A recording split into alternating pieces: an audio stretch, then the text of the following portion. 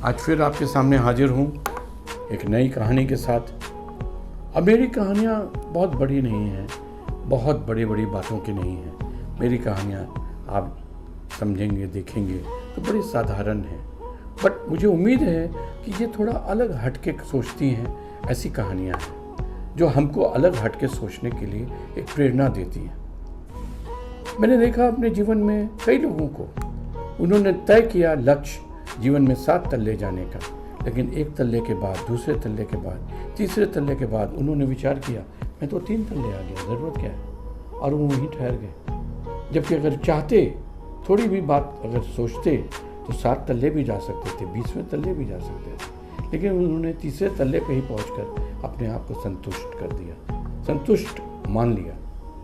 अब मेरे जीवन में ऐसा लगता है कि जो संभावनाएं उनकी थी वो 7वें तल्ले के बाद भी पूरी नहीं होती।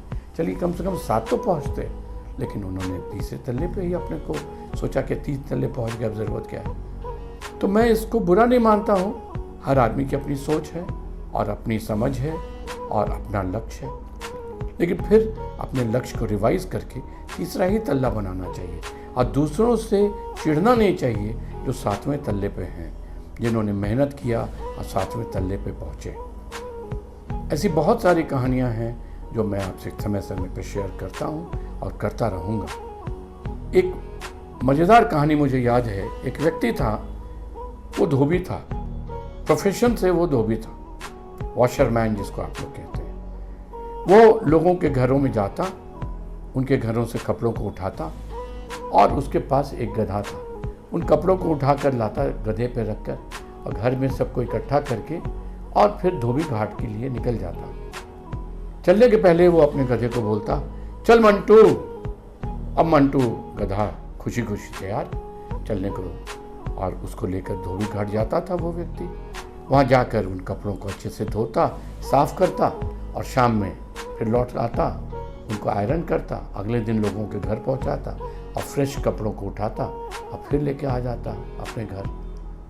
निकलने के समय वो फिर एक बार अपने गधे को उठाता और बोलता, चल चिंटू, चल चिंटू। और चिंटू खुशी खुशी उठ के तैयार, चलने को जाने को तैयार धोबी घाट।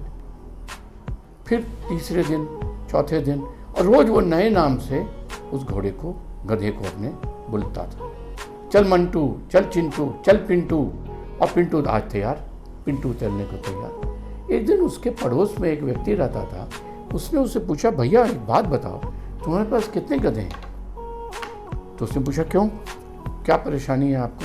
बोला, नहीं परेशानी नहीं है, मैं केवल जानना चाहता हूँ। तो बोला, गधा तो एक ही है। तो बोला, फिर आप उसको रोज कभी पिंटू, कभी चिंटू, कभी मिंटू, कभी मोंटू, क्या बात है? ये तरह तरह के नाम, तरह तरह के नामों से आप उसको बुलाते हैं और उसके बाद उसको ले जाते हैं। बोलता है, तो उस आदमी ने बताया, एक्चुअली वो गधा है ना, अगर उसको ये एहसास हो जाएगा कि कल भी मैं गया था और आज भी मैं ही जा रहा हूँ, तो वो अपने को थका थका सा महसूस करेगा और वो चिढ़ेगा, मैं क्यों जाऊँ, मैं तो कल भी गया था, मैं नहीं जाऊँगा आज। अब मुझे तो उसको ले जाना है हंसाते को साथ, हंसाते खिलाते, इसलिए मैं रोज़ उसके नाम को बदल देता हूँ और वो खुशी से फिर से चलने को तैयार हो जाता है। तो मैंने उस आदमी को बताया कि जानते हो, मैं भी अपने आप के साथ ये करता हूँ, मुझे भी तो बहुत तरह के काम करने होते हैं ना, लेकिन अगर मैं थक जाऊँ, मैं ये मान के बैठ जाऊँ, अरे भाई कितना काम करूँगा, कल भी तो किया था, आज भी तो करना है, कल भी तो करना है, तो छोड़ो, आज नागा कर देता हूँ, आज एब्सेंट मार लेता हूँ, लेकिन काम तो मेरे नाम से रुकेगा नहीं ना। तो मैं रोज़ अपने आप को एक नए उत्साह से समझाता हूँ, आज एक नए बहाने से अपने आप को समझा के निकलता हूँ। एक माने में आप मुझे कह सकते हैं, मैं भी उसी गधे की तरह अपने को प्रेरित करता हूँ और रोज़ काम को करता हूँ उसी उत्तेजना, उसी आनंद, उसी उमंग के साथ।